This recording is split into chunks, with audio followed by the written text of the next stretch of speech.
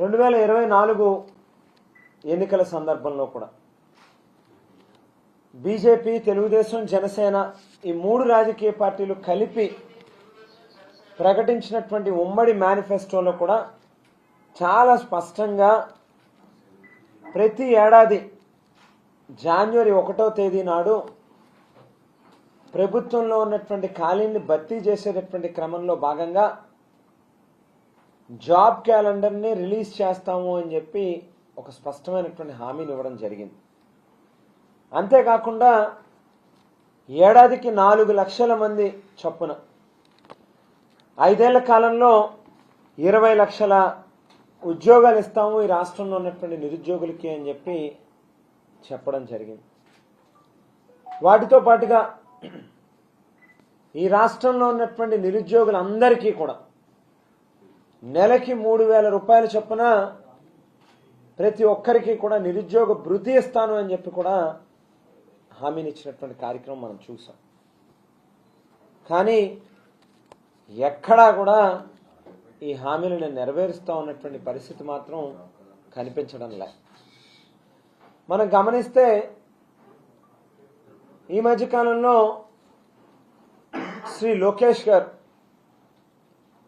తండ్రి గారి వారసత్వాన్ని తీసుకుని ఆయనకి వ్యక్తిగతంగా ఏ రకమైనటువంటి అర్హత లేనప్పటికీ కూడా రాజకీయాల్లోకి వచ్చి ఒక షాడో ముఖ్యమంత్రిగా అన్ని శాఖల్ని ఆయన కంట్రోల్లో పెట్టుకుని నడుపుతా ఉన్నటువంటి లోకేష్ గారు మొన్నటి రోజు ఉగాది సందర్భంగా ఏదైతే ఎన్నికల్లో హామీని ఇచ్చామో ఆ హామీని నెరవేర్చేస్తున్నాము, జాబ్ క్యాలెండర్ని రిలీజ్ చేస్తున్నాము అని చెప్పి ఒక హంగామాని సృష్టించి ఒక జాబ్ క్యాలెండర్ రిలీజ్ చేయడంతోనే ఏదో అపాయింట్మెంట్ ఆర్డర్లు ఇచ్చేసినంత బిల్డప్లు ఇస్తూ పెద్ద ఎత్తున ప్రచారానికి తెరలేపినటువంటి పరిస్థితి మనం గమనిస్తూ ఉన్నాం. ఉగాది రోజు మన పెద్దల నుంచి కూడా ఏదైతే షడ్రుచులతో ఓ చక్కటి ఉగాది పచ్చడిని తీసుకుని అందరం కూడా ఇంట్లో కుటుంబ సభ్యులు అందరూ కూడా తింటాం. కానీ లోకేష్ గారు ఈ రాష్ట్రంలో ఉన్నటువంటి నిరుద్యోగుల నోట్లో ఉగాది పచ్చడి కాకుండా నోట్లో మట్టి కొట్టాడని చెప్పి చెప్పుకోవాల్సినటువంటి అవసరం ఉంది. ఎందుకోనంటే ఒక పక్కన ఏదైతే స్పష్టంగా అసెంబ్లీలో ప్రతి ఏడాది కూడా ఈ బడ్జెట్ సమావేశాల సందర్భంలో ఆర్థిక శాఖ ఫైనాన్స్ డిపార్ట్మెంట్ వాళ్ళు ద్రవ్య విధాన పత్రం అనేటువంటిది ప్రవేశపెడతారు. అందులో చాలా క్లియర్గా మనకు కనిపిస్తూ ఉంది 2024 మార్చి నాటికి, అంటే వైఎస్ఆర్ కాంగ్రెస్ పార్టీ ప్రభుత్వం నుంచి దిగిపోయే నాటికి ఈ రాష్ట్రంలో ప్రభుత్వ ఉద్యోగుల సంఖ్య 11,79,000 మంది ఉన్నారు అని చెప్పి, అదే సందర్భంలో అదే ద్రవ్య విధాన పత్రంలో అసెంబ్లీ సాక్షిగా ఆర్థిక శాఖ వారు ఇచ్చినటువంటి లెక్కల ప్రకారం 2025 డిసెంబర్ నాటికి ఆ 11,79,000 ఏదైతే 2024 మార్చి నాటికి ఉన్నదో అది 25 డిసెంబర్ నాటికల్లా 10,07,000 మందికి ఆ ఉద్యోగస్తుల యొక్క సంఖ్య తగ్గిపోయినట్టుగా అసెంబ్లీ సాక్షిగా ఈ ప్రభుత్వం ఆర్థిక శాఖ వారు ప్రవేశపెట్టినటువంటి ద్రవ్య విధాన పత్రంలో స్పష్టంగా వాళ్ళు చెప్పడం జరిగింది. అంటే ఈ 2 ఏళ్ల కాలంలో 1,72,000 మంది ఉద్యోగస్తుల ఉద్యోగాల్ని పీకేసినటువంటి కార్యక్రమం ఈ ప్రభుత్వం చేసింది.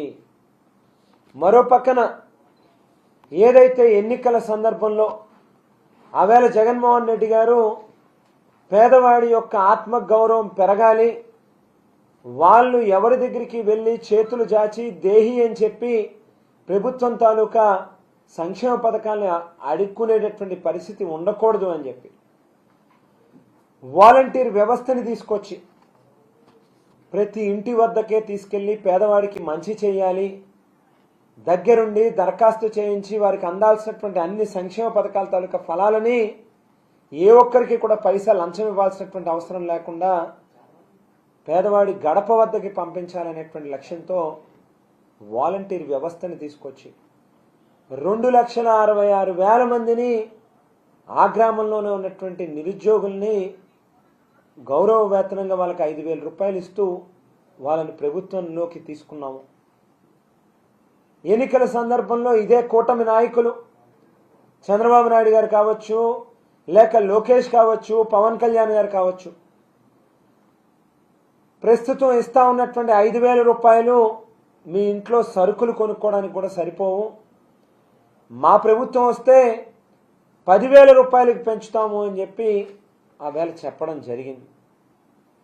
నిమ్మల రామానాయుడు గారు ఇరిగేషన్ శాఖ మంత్రివర్యులు ఆవేళ ఎన్నికల్లో ప్రచారం చేస్తున్నటువంటి సందర్భంలో ఒక వాలంటీర్ మీద భుజం మీద చేయి వేసి ప్రేమగా ఆప్యాయంగా మాట్లాడుతూ ఉన్నట్టుగా నటిస్తూ, నీకు రేపు చంద్రబాబు నాయుడు గారు ముఖ్యమంత్రి అయితే నీకు 5,000ని 10,000 రూపాయలకు పెంచిపోతా ఉన్నాం వాలంటీర్ల యొక్క జీతాన్ని, రేపు మేము గెలిచిన తర్వాత అధికారంలోకి వచ్చాక పూతరేకులు తీసుకొచ్చి నా నోట్లో పెట్టామని చెప్పి కూడా ఆ వేళ చెప్పడం జరిగింది. మరి వేళ ఆ 2,66,000 మంది వాలంటీర్లని పీకేశారు, వాళ్ళ నెత్తి మీద టోపీ పెట్టారు. మరో పక్కన అవుట్ సోర్సింగ్ వ్యవస్థలో పనిచేసేటటువంటి ఉద్యోగస్తులకు సంబంధించి మా ప్రభుత్వం దిగే నాటికి 96,675 మంది ఉంటే ఈవేళ ఆ సంఖ్య 87,681 మందికి తగ్గిపోయింది. అంటే అవుట్ సోర్సింగ్ వ్యవస్థలో పనిచేసేటటువంటి మరొక 9,000 మంది ఉద్యోగాలను కూడా పీకేసి వాళ్ళను కూడా రోడ్ల మీదకి తీసుకొచ్చారు. జిల్లా పరిషత్లో కావచ్చు, గ్రామ సచివాలయం, వార్డు సచివాలయం శాఖలో కావచ్చు, ఆశాలు, అంగన్వాడీలు, ఇట్లా చెప్పుకుంటూ వెళ్తే అనేక మంది ప్రభుత్వంలో పనిచేసేటటువంటి ఉద్యోగస్తుల యొక్క సంఖ్య కూడా గణనీయంగా తగ్గుతూ వచ్చింది 2 ఏళ్లలో. మరో పక్కన ఫీల్డ్ అసిస్టెంట్లుగా పనిచేసేటటువంటి వాళ్ళని భయపెట్టి బెదిరించి 2,360 మందిని బలవంతంగా రాజీనామా చేయించి వాళ్ళ ఉద్యోగాల నుంచి పీకేసినటువంటి కార్యక్రమం చేశారు. బెవరేజ్ కార్పొరేషన్లో దాదాపు 18,000 మంది పనిచేస్తూ ఉంటే దయా దాక్షిణ్యాలు లేకుండా వాళ్ళను కూడా పెరికేసి రోడ్ల మీదకి తీసుకొచ్చినటువంటి పరిస్థితి చూసాం. ఏపీ ఫైబర్ నెట్లో 2,000 మంది ఉద్యోగాలు పీకేశారు.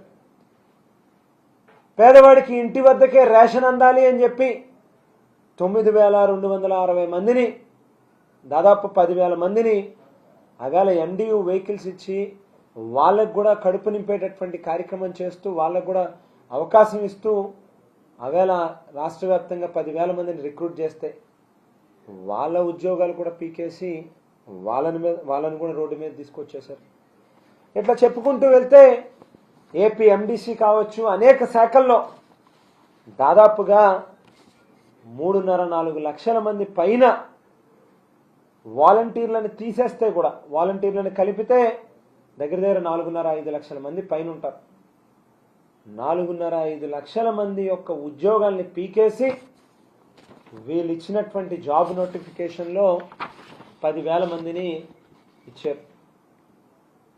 ఏటా 75,000 మంది, దాదాపుగా 6 లక్షల మంది గ్రూప్ 2 ఎగ్జామ్స్కి అటెండ్ అవుతూ ఉన్నారు. ప్రతి ఏటా ఈ 6 లక్షల మందిలో 75,000 మంది వాళ్ళ యొక్క వయసు రీత్యానో లేకపోతే మరొక రీత్యానో ఎలిజిబిలిటీ క్రైటీరియా నుంచి బయటికి వెళ్ళిపోతూ ఉన్నటువంటి పరిస్థితి ఉంది. మరి ఎన్నికల్లో సంవత్సరానికి 4 లక్షల ఉద్యోగాలు ఇస్తామని చెప్పి ప్రకటించినటువంటి పెద్ద మనుషులు కేవలం అంటే 10,000 మందికి మాత్రమే నోటిఫికేషన్, అది కూడా సింగిల్ నోటిఫికేషన్ కాదు, 40 సార్లు నోటిఫికేషన్లు ఇస్తాము అని చెప్పి, వచ్చే అక్టోబర్ వరకు తీస్తాము అని చెప్పి కూడా అందులో చెప్పడం జరిగింది.